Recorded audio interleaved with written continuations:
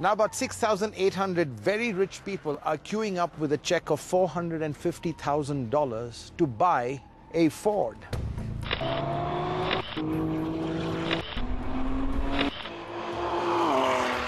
Now we all know the blue oval sits on the bonnet of some very humble cars like the Figo, Icon, EcoSport, but the car I'm about to drive today is no ordinary Ford. It's the iconic Ford GT, which has a reputation of slaying supercars. And I'm going to find out just how quick it is on track and then the road.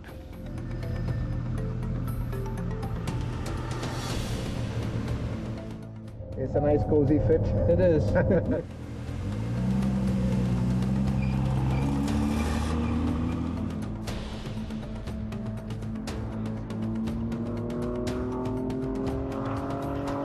Fourth gear on the straightaway, back to third. Yep. Okay, it's going to tighten up, so watch your speed.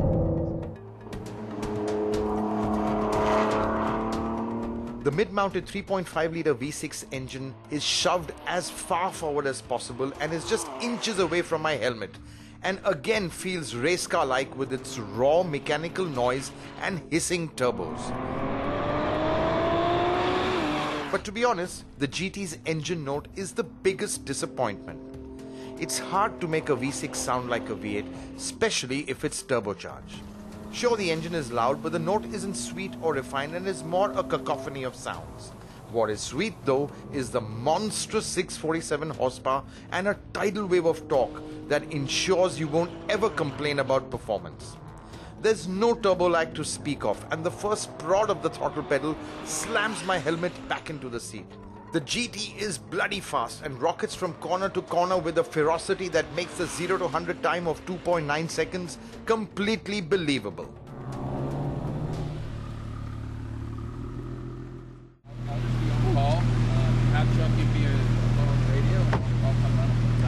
It's completely insane. We literally had dropped for our last lap. Can't imagine a car can go so quickly on a track. Well, I'm just blown away. I think my kidneys are somewhere, my brain is somewhere else, all those G-forces.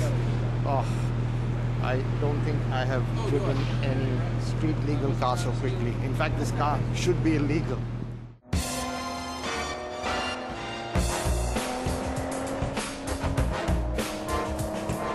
So that was an amazing 5 laps on the track. But what's the Ford GT like on the road? I'm going to get into this car and find out. But before I do that, let's just take a look at it. It looks incredibly fast just standing still. And the beauty of this design is that it leans so much on tradition. Look at these front nostrils, which are reminiscent of the 66 GT40, the one that won Le Mans, the shark nose front. But I think the real talking point is the aero of the car. Just look at the way the car tapers towards the rear. And you've got this really cool detail over here where there's air going in here into the intercoolers, and there's air being funneled up and going straight into the engine. So not only does this look pretty good, it's got a functional element as well. Now let's move to the rear, because again, it really looks awesome. I just love these two huge exhausts just sticking out of the back. And again, just looking at the car from the rear, you can just see it's like a Coke bottle over here. Extremely narrow towards the rear. And that engine, the mid-engine, the V6, now Ford said they had to use a V6 because anything bigger wouldn't fit. They wanted to shove the engine right up front as much as possible to get a lower polar moment of inertia to make it as well balanced as possible. So really a very functional design, and it's all about A to B speed.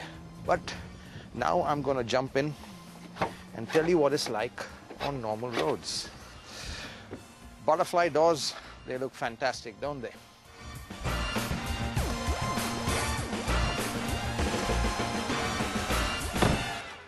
So the cabin again is really very functional. It's really very business-like. The seats, they don't even slide forward because Ford didn't want to have that extra mechanism because it would have compromised the cabin space. Instead, what happens is that the steering wheel comes to you and even the pedals move closer to you. So that's the way drivers can get comfortable.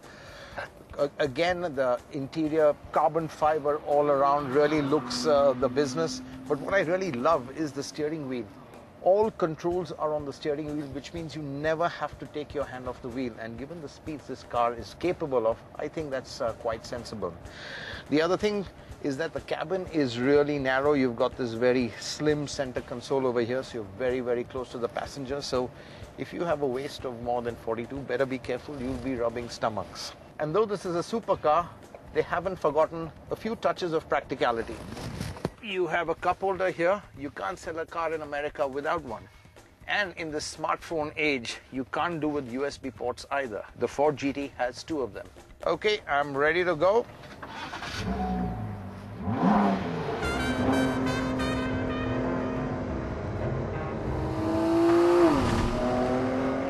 Toggle the thumb wheel on the steering to sport or normal mode, and the GT suddenly rises 50 millimeters, preparing itself for the world outside a racetrack. But even raised to its maximum ride height, the GT still feels very hunkered down. Ford has really nailed it with the suspension. I mean, it's hard to believe how compliant this is. I mean, it's as much at home on the road as well as the track. Even small dabs on the throttle pin you back and you get accustomed to the brutal acceleration. But it's not the power, but the chassis and aerodynamics which are the true heroes of the show. The hydraulic steering has a seminal feel. The steering is just unbelievable. You've got that old school hydraulic feel. It's quick off center, it's sharp, it's absolutely precise. You can place this car exactly where you want it to go. It's the way the steering weights up progressively that encourages you to lean deeper into corners. But I'm still just scratching the surface of the GT's dynamic capabilities. I mean, it just dives deeper and deeper into corners. You get so much confidence with every kilometer. The fluency with which it changes direction lets you build up a joyful rhythm that makes driving the GT an absolute delight. Over undulations, off-camber bits and the odd rough patch, the GT is utterly stable. And it is very predictable for a mid-engine car.